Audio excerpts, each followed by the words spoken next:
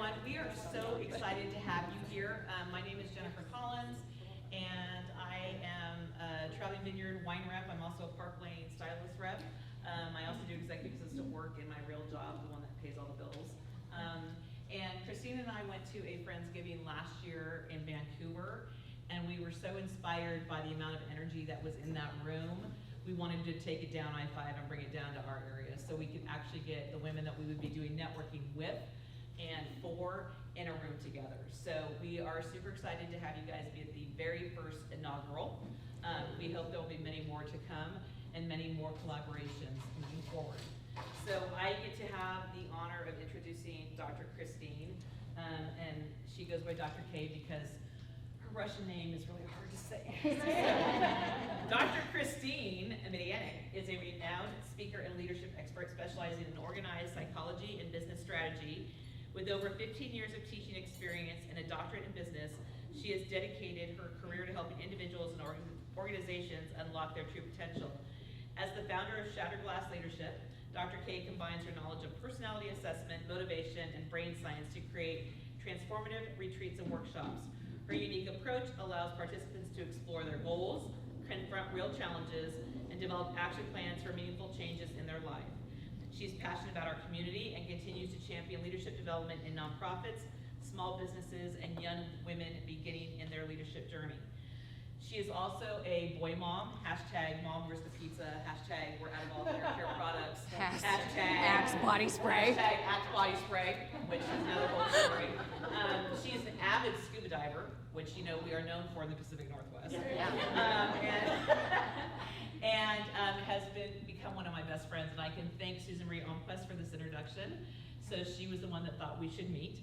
I'm not sure what personality assessment led to that, but I'm very grateful that she is part of my professional and personal world. And with that, I introduce Dr. K. Thank you.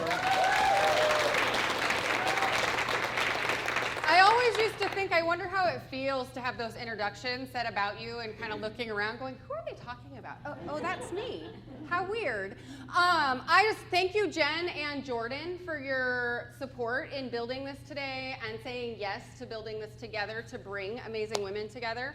Doris, thank you for saying yes as well. And thank you guys for being here. We had some amazing contributions. Gina added a bottle of wine to our raffle prizes. We had a couple others that are listed on the docket there. So just thank you for being here. And I do hope that this is not a first. Today I am talking about the ideas of filling your cup. And to do that, I really wanted to start with this idea of a full plate. Because having a full plate does not equate to having a full cup. And I remember really distinctly 9 years ago, I had a newborn. Anybody remember that time of your life? My brother was battling a terminal cancer journey, and I was growing a business, and I was working on my dissertation. And people kept going, you just need to learn to prioritize. And I was like, I will stab you. Right? Because I kept thinking, what do you set down on this full plate? My newborn? That seems unnecessary, right? This personal, professional goal that is literally the thing that is going to give me flexibility in my career. So that's the one that's about me, right? Do I set down my husband's business that's paying the bills? I don't know which one I set down. And I found myself feeling fussy over the number of people that kept trying to teach me to prioritize, because I felt like I was doing a really good job with that. As the last 9 years have unfolded, I really have recognized the difference between a meaningful full plate, which really does fill our cups, right? And the ideas that have made it so hard for women to navigate in today's society. We are 50 years into major changes in gender roles, right? And somewhere along that 50 years, people kept saying, you can have it all. Incorrect. Hashtag incorrect. Because they forgot to say, you can have it all if you set things down, if you ask for help, if you bring people into your support circle and are brave enough to relinquish control. If you can do that, then yes, you can do all the things that you have dreamed of. So I want to introduce my cup. This is my emotional well. Do you like it? Yeah. The doctor told me I could have 1 cup a day going forward. So we're good. We're now solid. So I did a super official research poll on Facebook this week, and I was like, what are the things that drain you? And people were like, laundry, more laundry, unexpected medical bills, right? Oh, crap, somebody got cancer in my family, right? Sorry, that was not intentional. What are the things that drain you? Making dinner every night. The worst. Do you know they have to eat more than once a day? It's ridiculous. Dishes, the worst. They just keep coming back, right? They are back every day. My personal favorite, clutter and noise and overstimulation, right? And I just start to feel like a crazy person. This overstimulation, they're calling mom rage now. So I'm super glad we put a label on that. So the reality is we need to face the myth that we can't have it all without asking for help and relinquishing that control.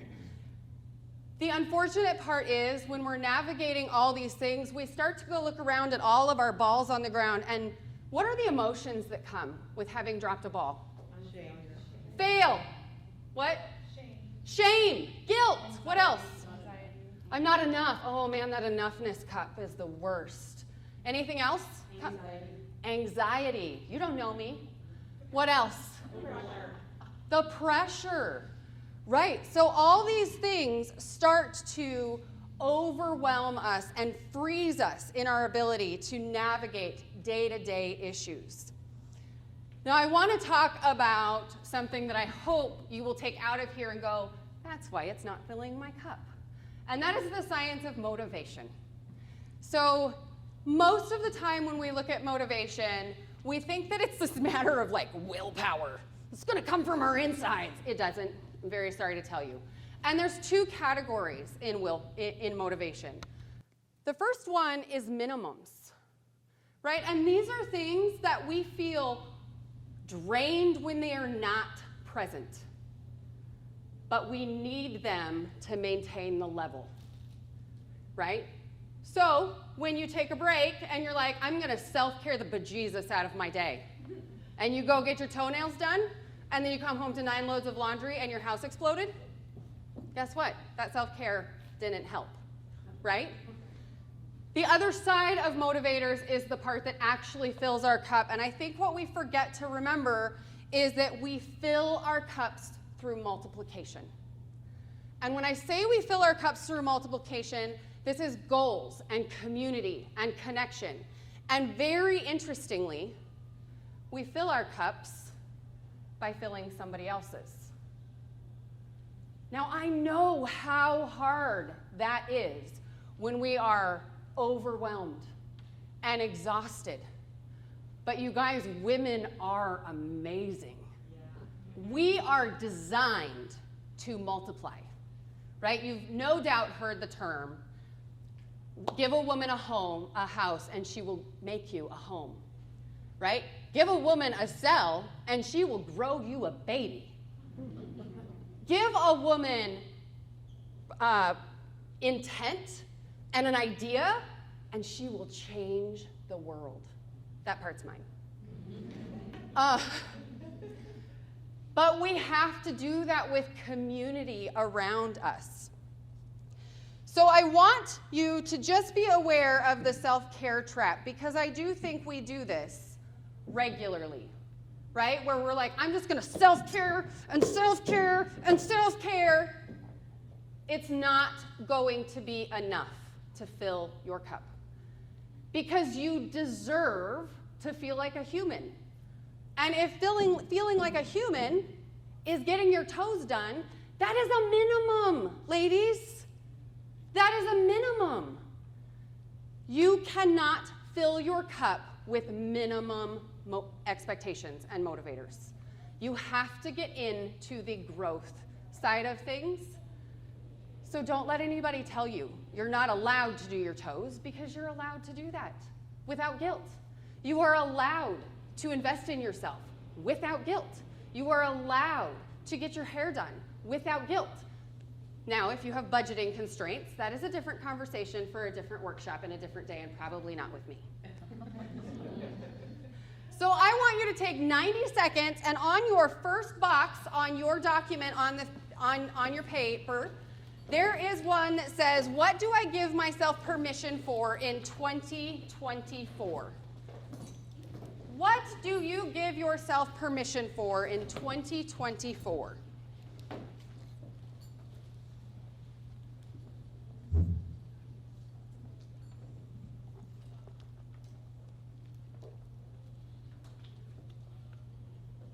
Check the guilt at the door, ladies. You are entitled to feel like a meaningful, worthy human. You are worthy because you exist.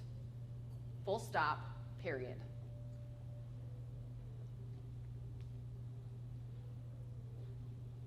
Is anybody brave enough to share? Tasha?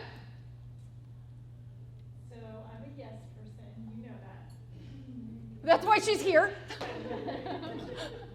Yes to the good things, but also to the things that I do feel guilty if I say no. And so my thing is to say no to the things that do not fill my cup, and no matter how much I give, it's still not filling my cup. So I say no. I can say no. No is a full sentence. One more share? Dina? I put growth, frustration, and vulnerability. I'm starting a new business, and I think just reaching out and learning, and sometimes learning new stuff is hard. Yeah. And being vulnerable is like self-reflecting, like it's okay, like, you know, it's okay to maybe learn or have things go in a different direction than what you anticipate. Yeah. So it's Yeah. gonna be a big year, but I like. And it's okay to have the big feelings along the way, right? Like, it is okay to have it be hard and have gratitude at the same time. Right. Right? And I do think we try really hard to say, I'm so grateful that I have laundry to do.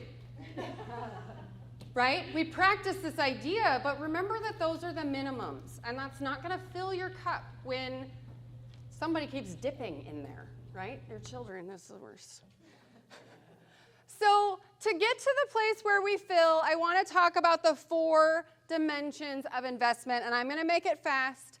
There's physical investment, investing in your physical health; emotional investment, investing in your emotional growth or emotional support. This is where we're leaning into community. Spiritual, getting connected to your beliefs so that you become a better, more full version of yourself. And mental investment. It is okay to feel overwhelmed and have gratitude at the same time. And I think we have been conditioned to believe it is either or.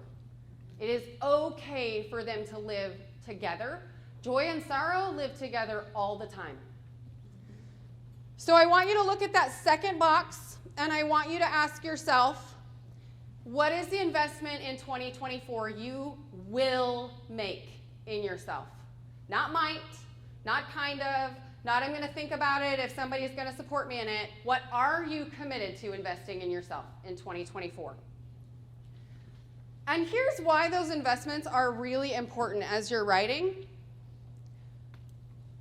We need to measure ourselves against the things that mean we are 1 degree better monthly or weekly or yearly, right? And stop comparing to the person standing next to us and go, why does it look so easy for her? Why is her hair so much better than mine? What shampoo are you using? We have to be careful about those comparisons, especially in the world of social media. Because ladies, that is a very small part of that story. But how often have you found yourself looking at somebody's business startup and been like, why is it so easy for her? Why is it so easy? Right? I bet you it's not. I bet you there's some hard things on the undercurrent there. Why are her kids so perfectly behaved? No, incorrect. Right? Just in public, just when people are watching, just like yours. Congratulations, your children are normal. So we have to be very cognizant of those comparisons. Now, here's some practical tips for you. I want you to Marie Kondo your life this year. If it doesn't bring you joy, let's set it down. That means it is okay to set down some of those 700-year family traditions that no longer serve you. It is okay, right? It is okay to not do Elf on the Shelf if it takes up all your energy and it stopped being fun. It is okay to spend the time doing the things you need to do to grow as a human being. I want you to remember that no is a full sentence, and I want you to remember to check your guilt at the door. Now, I don't know if you guys have heard of AI. I'm having so much fun with it. I put all the things that I wanted to accomplish out of today into an AI filter, and I was like, write me a poem, ChatGPT. And so I have a very special poem that I hope encourages you, and we're actually going to share it around the room. So you're kicking us off, and then you know your role if you're 2, 3, 4, or 5. In the heart of life's undying symphony resides a strength, a spirit wild and free. Women, resilient in their grace abound, with stories etched in every sight and sound. In eyes that sparkle with hope's gentle gleam, endurance paints a portrait like a dream. Their laughter, a melody sweet and true, echoes resilience in all they pursue. Through trials faced and battles won, their spirits rise with each setting sun. In the tapestry of life, their colors blend, a symphony of beauty that has no end. With grace they weather storms that brew, unyielding, steadfast in all they do. In their embrace, courage finds its home, where strength and tenderness freely roam. O radiant women, your essence bright shines through the darkest, bleakest night. Your resilience, a beacon in the endless sky, a testament to your spirit soaring high. So here's to you, in a world that's keen to the beauty of your soul unseen. In every step and every milestone, your resilience, an anthem forever known.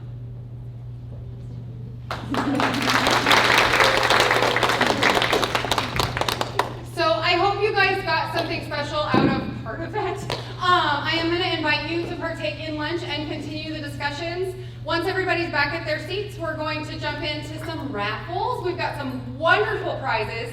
And then after lunch, we'll have our second speaker. So continue the conversations, and thank you again for being here.